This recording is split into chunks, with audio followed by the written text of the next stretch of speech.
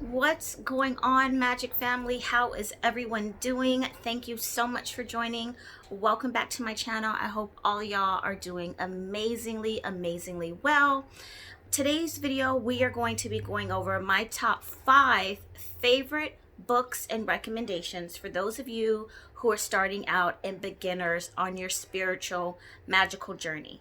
These particular books are 5 that I have read, and I feel that they are the easiest and simplest books to understand, to break down everything from candle magic to altar tools to rituals to herbs. And this is really, it's kind of a one-stop shop to help you really get started and understand the basics and fundamentals on your spiritual path. This video is by request, and what better time to spend deepening your practice and practicing your magic than right now, don't you think?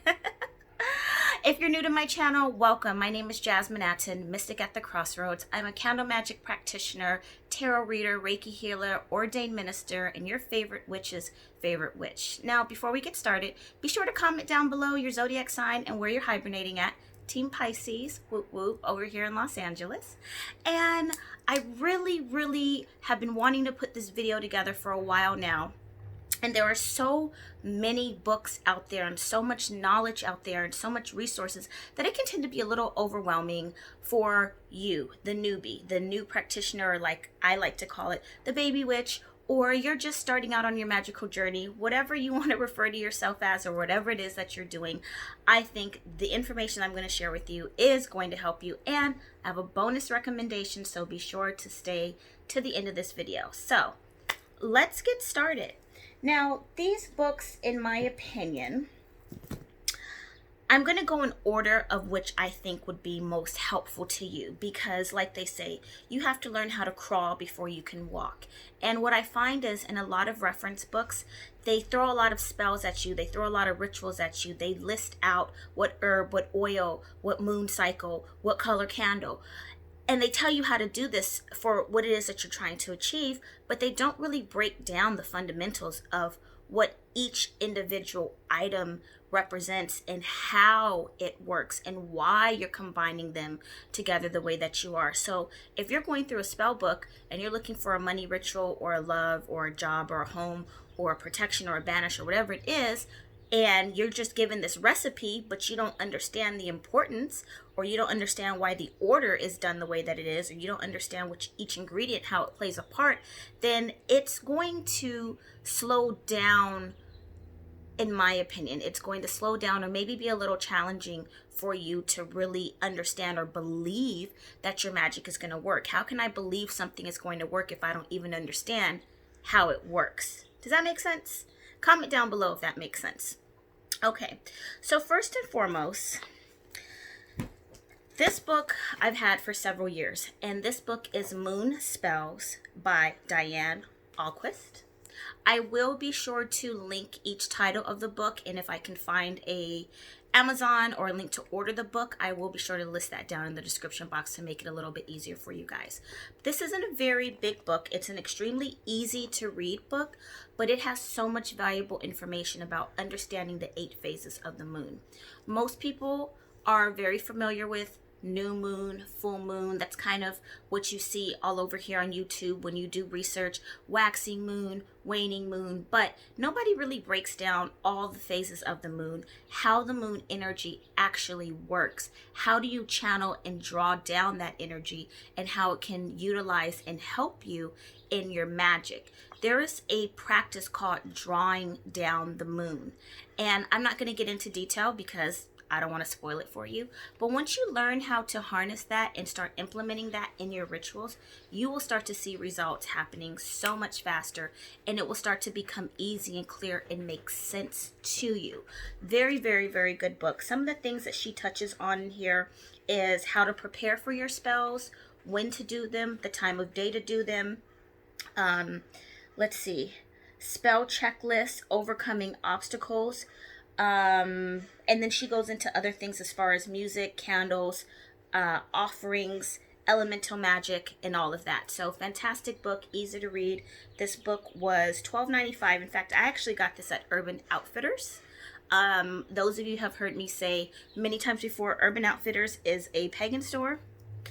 Whether they market themselves as that or not, they have many occult and metaphysical tools in there. So if you have Urban Outfitters, you can go on their website, or you can try to get this from Amazon, but I will put the link for you below. All right, my second book, one of my favorite books to read, is by Scott Cunningham. I love all of his work, and I picked this up here in LA at a local bookstore, Alexander 2, but this is online. This is Wicca, A Guide for the Solitary Practitioner. Now, why I like this book, whether you are practicing Wicca or not, okay, I do feel like this is a book that you should have in your collection, regardless of what area of magic you're working on. And the reason is, I really love how he breaks down everything from specific altar tools, how they are used, what certain things that I haven't seen in other books, for example, runes and how to use those in your magic, what specific symbols are. Let me see, I just flipped past the page. I'll try to show you guys really quickly. But what the symbols are, and you guys always hear me talk about symbols and sigils and how important that is, and how you can inscribe these on your petition papers. You can draw them on your candles. You can cast magical energy over your workings and blessing tools and things like that. That's a little advanced. I'll get into that later, but it breaks everything down. And the other thing that I really love in this book, there are some things that are straight across the board, no matter what area of magic you're practicing. So for example, rose petals will always be used for love. Rose petals will always symbolize love and beauty. That doesn't change whether you're practicing Wicca, whether you're practicing if you're practicing maybe some Egyptian magic. It doesn't really matter. If you're practicing, Santeria or hoodoo or voodoo or whatever it is, herbs are always going to carry their spiritual properties. A wand is always going to be used for directing energy or whatever its purpose is. A chalice or cauldron, again, no matter what area of magic or belief system, these specific tools are going to stay the same. Just like the element on the elemental table for water is H2O. That doesn't change. No matter where in the world you are, no matter what language you speak or what culture you are, water on the periodic table is H2O, right? I think that's right. I mean, I know that's right. I don't know periodic tables. I don't know if there's other ones in other countries. If there are, please correct me. But y'all get what I'm saying. So this is a great reference book to have. So if you're just like, you know what does a pentacle represent? What's the difference in a pentacle and a pentagram? That information is in this book. Highly recommended. Very easy to read in layman's terms. Breaks it down. A child could read this and understand. So definitely. And the reason why I'm telling you guys in these orders is because if you want to practice rituals and you want to do spells, you first need to understand how your tools work, and you need to know when to do them. Just throwing a spell together is like trying to bake a cake and not having the proper measurements of stuff. It's not going to come out right. Okay, the next book that I love is The Complete Idiot's Guide to Wicca and Witchcraft. Again, please do not let the title Wicca throw you off or say, well, I don't practice Wicca, so I don't need that book. It's not the point. This is a reference guide. It's just like a dictionary, okay? This book goes in a lot deeper. This talks about angels, deities, spirits, statues. What are the pagan holidays? What are the different moons in each month? That's something that I really like. Types of altars, how to put them together, how to bless your magical tools. This also has a very helpful reference table of symbols. Let's see. And the different times of day. It also talks about when the moon is in each zodiac sign, what that represents and how to use that in your magic. Working with essential oils. I mean, a ton of really, really, really, really, really useful, helpful information. So, I mean, there's a lot that I know that I have in my brain, but I wish I could remember, every single oil's usage and every single herb's usage. I can't. So I will grab my book if I have a question and just look it up really quickly. Another thing also, it also goes into working your magic based on the season. So right now we're in spring, so there's particular rituals and altar setups that can be done in spring. So fantastic book. Got this one. Did I get this on Amazon? I got this one on Amazon, and I will post the link for you below. Okay, my next two books. Now here is my area of expertise. The Little Book of Candle Magic by DJ Conway. Little Book of Candle Magic by DJ Conway. I believe there is a second edition to this book. I believe I've seen another, I don't know if it's a newer version or a sequel. I don't know. But very, very, very good book. Perfect if you're a beginner. This book covers everything from candles, their color associations, how to use them, and then it has a combination of spells in here. I know you guys may not be able to see this, but it covers things like healing rituals, uncrossing rituals. It has a ton of different love. I mean, it's a small book, but it has some very handy dandy go-to. So this is definitely a good pocket size. It also covers crystals in here, which I do like. So this is a great pocket size little library reference book to have. Again, I got this one. I don't think I got this on Amazon. I don't remember where I got it, to be honest with you, but it says $9.99 and everything's on Amazon, so you'll be able to find it. Okay, the next one is White Spells, Magic for Love, Money, and Happiness by Ileana Evrev. I believe I'm pronouncing her last name correctly. I could totally be butchering that, but I will link it down below. As you can see, this book has been very loved on, and this was a cute little book that I picked up just because I wanted to see what these quote-unquote white spells are. I'll save that for another video. You guys know how I feel. There's no white spells or black spells or gray spells. It's all magic. It's what you do with it that's important. But this is a very simple, easy book to work with. It covers everything from bath magic to crystal magic. I think she has a section on incense magic also, and spells for everything from fertility to prosperity, love, travel, you name it, it's in here. Easy book, written again in layman's terms, definitely designed for the beginner, not very complex, and also utilizes ingredients that are things that you can find accessibly very, very easily in your city, town, or probably kitchen cabinet. So I would definitely get this book, especially if you're just now starting out spells and you're not really sure how to construct them or what you need. Great little reference book to get. Okay, now this is a bonus. And this particular book isn't actually a spell book, but this is more of a healing book. And let me, hold on, I'm just looking for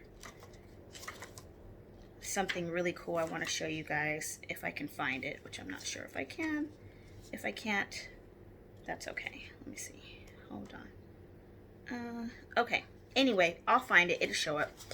But The Good Witch's Guide by Sean Robbins and Charity Bedell, a modern day Wikipedia of magical ingredients and spells. So there are spells in here. There are different rituals, but I love how this book really talks a lot about healing, and it goes over the different herbs and how they are used. It also breaks down a little bit about where magic originated, and gives you some back history on that, which I do think is very important. If you're going to be practicing magic, you should understand where it originated from. Okay, now the part that I find to be very cool. If you turn back here to page 284 in the appendix, you have a recipe and ritual written by, where are we? Yours truly. Yeah. This is a healing ritual that I wrote for, and I was very honored and, privileged to be contacted by Sean Robbins a couple of years ago, and she asked me if I had a recipe or ritual that I wouldn't mind sharing with her that she could publish in her book. So that was a really fun thing to do. I love the fact that I got an opportunity to collaborate with her. I am hoping in the future that I get to collaborate with other authors or spiritual practitioners, and doing some more work, sharing some more of my knowledge, and writing and collaborating with others. But I thought that was kind of cool, so that's a little bonus in that. And no, I do not get any type of commission or anything for you guys ordering this book, but it is kind of cool that I got my name published somewhere. So you should pick this book up. Very good for healing. And then the bonus tip, last but not least, the very best book, in my opinion, for the new practitioner to really harness in your energy, to really manifest the things that you want, to see the things that you want happen, to perfect your magic, and to really learn from, is the book that you write yourself. Yes, that's correct. Your very own Book of Shadows or grimoire. It is imperative as a spiritual practitioner to document and journal the rituals and recipes that you use, regardless if they come out of a book from the internet or you sit down and make them up on your own. The reason why you want to do this is because, number one, things are going to work very well for you, and some things are not going to work at all. And if you have a log to reflect back on, you can figure out your spiritual language, your magical language. Excuse the siren, I guess that's a confirmation. The reason why I say this is because over the years, I have learned what works best for me. There are specific candles that I know work like this. There are specific herbal combinations. There are specific oil combinations that are absolutely foolproof, meaning I know if I use this particular recipe, it is going to work. And I have learned that through trial and error. I have also learned what has not worked for me, so I don't make the same mistake of utilizing the same thing or purchasing the same tool, product, item, oil, candle, whatever, and then being disappointed that I've spent all this time, money, and energy into something that is just not the right formula for me, okay? I taught, and if you don't have a Book of Shadows, you absolutely need to get one. I taught an entire class on this very subject of how to create your own Book of Shadows.